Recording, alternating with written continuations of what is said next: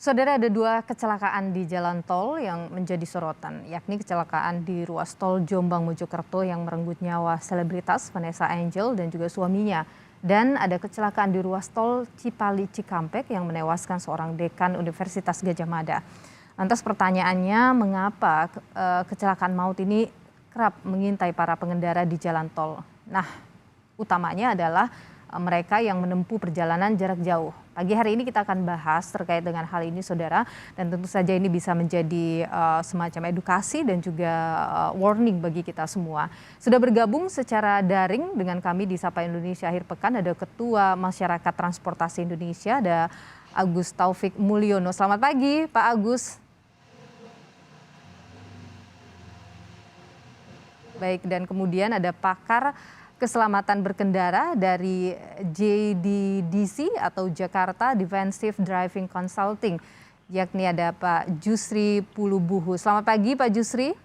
Selamat pagi Mbak Nina, selamat pagi Prof. Agus di Surabaya ya.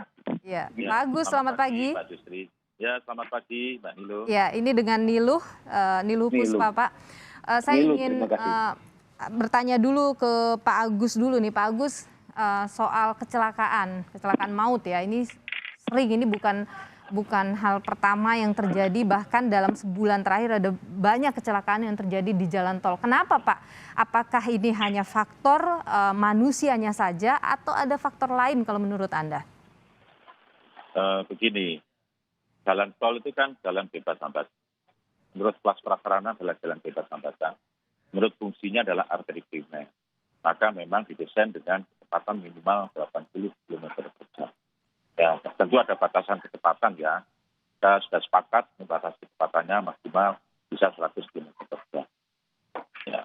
Jalan tol itu sebelum dioperasikan untuk melayani publik, dia memenuhi dua kelaikan. Yang pertama adalah kelaikan fungsi jalan.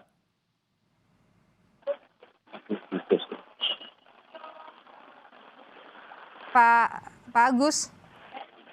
Ya, halo. Tadi Anda menyebutkan soal pertama adalah fungsi jalan.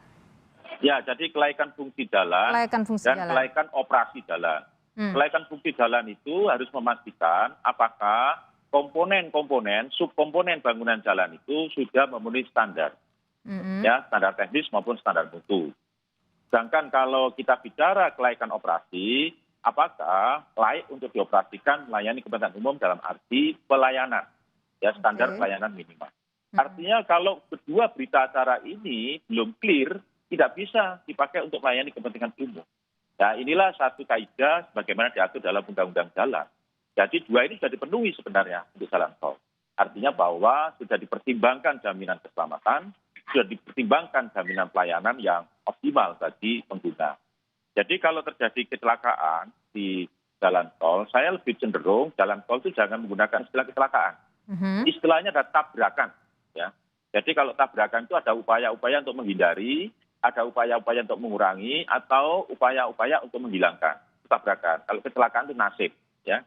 Nah, oleh karena itu, jadi kalau menurut saya jalan tolnya tidak ada apa-apa. Tidak ada masalah jalan tol itu. Ada yang mengatakan katanya circuit resistance-nya buruk. Enggak, justru dengan dibuat jalan beton, kemudian diberikan grouping, maka circuit resistance jalan tol itu sudah memenuhi syarat semua. Tidak ada persoalan. Jadi ada seorang pemerhati mengatakan bahwa jalan tol kita tidak aman.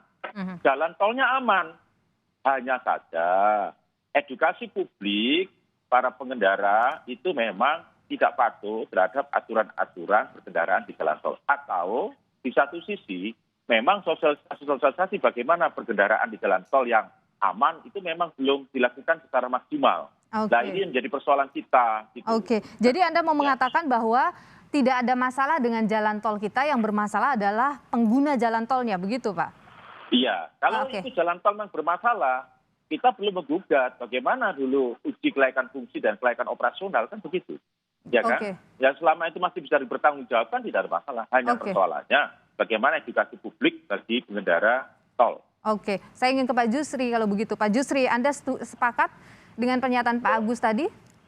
Saya 100% dengan sepakat apa yang dikatakan oleh Profesor. Jadi dalam segala kecelakaan yang terjadi di jalan raya, yang dikatakan faktor lingkungan yaitu infrastruktur, kendaraan ataupun cuaca itu adalah subfaktor daripada kecelakaan. Main faktornya adalah the man behind the steering wheel atau si manusianya begitu. Mereka yang harus melakukan adjustment jadi terhadap kondisi-kondisi dari subfaktor yang tidak ideal.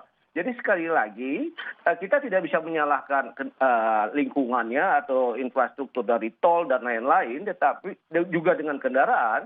Tapi kita harus berupaya bagaimana kita bisa melakukan adjustment dengan kondisi-kondisi yang tidak ideal. Nah, ini memerlukan kesadaran yang tinggi di dalam aktivitas yang dilakukan oleh masing-masing personal yang terlibat dalam aktivitas itu. Dalam konteks pengemudi yang harus memiliki kemampuan tersebut. Oke, apakah artinya dalam perspektif kita masyarakat tentu banyak berpikir bahwa ketika berada di jalan bebas hambatan, jalan tol, kecepatan maka bisa tinggi begitu. Nah, apakah Anda ingin mengatakan bahwa tidak boleh ada kecepatan tinggi ketika berada di jalur bebas hambatan atau jalan bebas hambatan jalan tol, Pak Jutsi? Ini cukup menarik kita bicara kecepatan. Pada dasarnya, pada saat kita berada di ruang publik yang namanya jalan raya dengan segala banyak komponennya dan variabel faktornya, maka yang harus diperhatikan, yang harus diaplikasikan oleh pengguna atau pengemudi, yaitu menyesuaikan kecepatan dengan kondisi. Katakan kecepatan di situ ada tulisannya 100 km per jam. Tetapi ketika kondisi kendaraan, kondisi lingkungan, kondisi cuaca tidak ideal, dia lari 60 saja juga terlalu tinggi. Nah, pemahaman ini yang perlu dipahami oleh para pengguna kendaraan. Bukan dia memastikan, saya lari 90 berarti saya aman dong, kecepatan saya di bawah posted speed limit yang ada. No. Kalau dalam sidang, dalam pengadilan, hakim akan menentukan Anda terlalu cepat walaupun speed limit tadi 100 dan Anda 80. Karena kecepatan pada situasi jalan raya pada saat itu atau tol lagi hujan berat. Gitu ya. Jadi ini yang harus dipahami drive for condition ini atau speed for condition ini. Oke, demikian Mbak Nilu. Harus disesuaikan dengan kondisi di lapangan begitu ya. Saya ke Pak Agus kembali. Pak Agus, ada yang menyebutkan bahwa jalur tol yang tidak bergelombang, kemudian ini lurus, ini kan berpotensi menyebabkan orang lepas kontrol, kemudian bisa menimbulkan kecelakaan atau tipe ruas tolnya ini yang banyak diperbincangkan. Anda sendiri bagaimana melihat ini, Pak? Ya, memang edukasi publik ya untuk para pengendara jalan tol itu perlu untuk dilakukan satu sistem pembelajaran yang komprehensif dan holistik ya. Karena begini, kita tidak, tadi saya sangat setuju dengan apa pendapat Pak Jusri, tetapi saya coba ingin menambah sedikit, melengkapi. Persoalannya tidak hanya pada orang, ya, di mana orang menjadi dominan. Artinya bagaimana rasa berpikir, rasa berasa hatinya pada saat melewati jalan tol itu juga menjadi persoalan. Ya. Tetapi kami juga ingin mengetahui bagaimana manajemen lalu lintas dan rekayasa lalu lintas di jalan tol juga perlu mendapatkan perhatian yang serius. Karena beberapa kendaraan berat itu kecepatannya rata-rata 40 sampai 50 km per jam. Ya, sementara kendaraan pribadi tidak terkendali bisa mencapai 140, 150. Jadi apa artinya? Bahwa di sini terjadi gap kecepatan sebesar 100 km per jam. Nah, ketika terjadi satu pengereman mendadak itu tidak mungkin dapat diatasi atau istilahnya ditoleransi oleh daya pikir manusia dan daya nalar manusia. Maka terjadi tabrakan depan belakang. Ini juga tipe-tipe tabrakan yang paling dominan yang terjadi pada jalan tol. Paling dominan, ya. Ini tidak terjadi, artinya terjadi di sepanjang jalan tol, artinya kemungkinannya terjadi dimanapun kalau itu memang terjadi gap kecepatan. Nah, ini juga satu hal yang perlu diperhatikan. Kalau yang kasus-kasus seperti yang terjadi saat ini yang diberitakan ramai ini kan kasus tunggal, tidak mengalami depan dan belakang, tetapi secara umum depan belakang. Jadi menurut saya yang perlu mendapat perhatian ya Pak Jusri, tadi kita sepakat. Yang pertama adalah tentu bagaimana manusia itu diajarkan dan mengelola dirinya pada waktu mengemudi, melihat kondisi lingkungan dan sebagainya. Yang kedua adalah kondisi kendaraan. Kondisi kendaraan itu jangan dipaksakan. Masa Avanza dipaksakan 100 km per jam? Ya, ini kan bahaya. Atau kita juga ngecek bagaimana kondisi ban dan sebagainya. Dan ini yang number one sebenarnya. Jangan disalahkan jalan tolnya. Kalau jalan tolnya sudah memenuhi layak uji, sudah memenuhi layak fungsi teknis, layak fungsi administratif, dan layak operasional, sudah jangan dipersoalkan. Yang perlu kita persoalkan sekarang ini adalah bagaimana kita melakukan edukasi. Contoh misalnya, ada kendaraan kecepatan 100 km per jam atau 80 jam, tapi jalurnya ambil jalur yang tengah, terus gitu sepanjang itu. Nah, itu berarti belum paham bahwa dia tidak boleh pada jalur kanan secara terus-menerus. Ini hal-hal yang kecil yang harus kita lakukan untuk melakukan edukasi. Yang ketiga, perlu memang pemantauan dari penegak hukum secara sidak rutin ya, jangan sekedar formalitas, karena ini juga untuk mengendalikan. Lalu ITLI itu perlu juga dikembangkan di jalan tol yang lebih efektif, sehingga begitu dia keluar exit, yang tidak jalur exit sudah bisa ditangkap, karena diberitahu atau ditangkap atau ditilang ya bahwa mereka melanggar aturan berkendaraan di jalan tol. Itu barangkali Pak Nilu yang perlu untuk mendapatkan.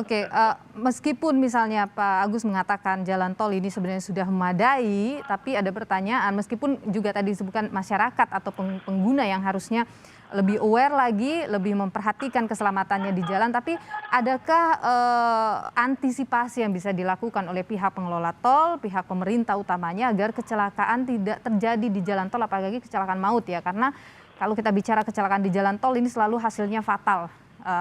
Kecelakaannya selalu fatal hasilnya, pasti ada korban jiwa atau selalu ada korban jiwa.